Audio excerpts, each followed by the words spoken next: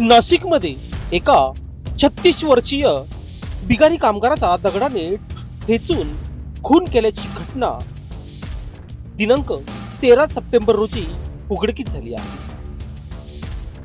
संतोष काळे, वय वर्ष 36, राहणार लेखानगर, झोपडपट्टी, जुने सिडको असं खून झालेल्या व्यक्तीचं नाव आहे. या प्रकरणी इंदिरानगर पोलीस ठाण्यात गुन्हा दाखल करण्यात आला आहे. घटनेची माहिती मिळताच इंदिरानगर पोलीस घटनास्थळी दाखल झाले. या घटनेचा पंचनामा करून परिसरातील सीसीटीव्ही कॅमेरे तपासणीचे काम जलद गतीने सुरू आहे.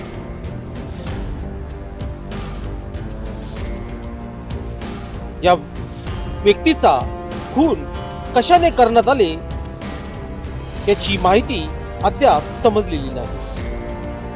लोकशाही न्यूज साठी बंटी आढाव, नाशिक.